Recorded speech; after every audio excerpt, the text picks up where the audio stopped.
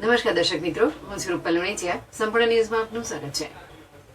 પાલનપુર નગરપાલિકા RRR centre અને ગુરુકૃપા સેવા ટ્રસ્ટ જરૂરિયાતમંદ લોકોને કપડાં મળી રહે તેવા હેતુથી માનવતાની દિવાલ બનાવી છે, જેમાં લોકો તેમના કપડાં મૂકી જાય છે અને જરૂરિયાતમંદ લોકો તે કપડાં લઈ જઈ પહેરવા માટે ઉપયોગ કરે છે, જેથી આ માનવતાની દિવાલ આશીર્વાદરૂપ પુરવાર થઈ રહી છે.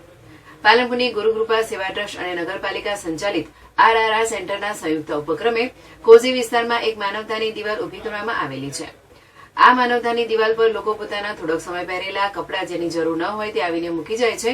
ત્યારબાદ જે લોકોને કપડાની જરૂરિયાત હોય તેવા લોકો આ માનવતાની દિવાલ પરથી પોતાને તેમજ પરિવારને પહેરવા માટે માનવતાની દિવાલમાંથી કપડાં લઈ જાય છે, જેથી આ સેવા કારણે સૌ કોઈ લોકો બિરદાવી રહ્યા છે અને આ માનવતાની દિવાલ ગરીબ લોકો માટે આશીર્વાદરૂપ પુરવાર થઈ રહી છે. હું એરિયા કાંજીભાઈ ઉજાભાઈ નિવાસી પાલનપુર અફસરોને જણાવું છું કે પાલનપુરમાં બે જગ્યાએ માનવતાની દિવાલ, એક તો કોલેજની સામે હતું, પરંતુ રોડ પહોળો કરવાના પરિણામે તે દિવાલ તોડી નાખવામાં આવી છે.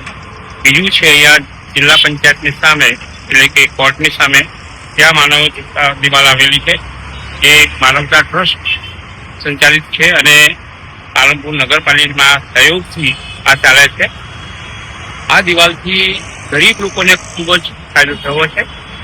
તેમને જરૂરિયાત હોય, ગરીબ હોય એવા લોકો અહીંયાથી કપડાં લઈ જાય છે અને સવંગર લોકો કે જેમને જરૂરિયાત 1, 2, 3, 4 વખત વાપર્યા પછી એ લોકો કપડાનો ઉપયોગ કરતા નથી, એવા લોકો અહીંયા આ ગરીબો માટે કપડાં મૂકી જાય છે.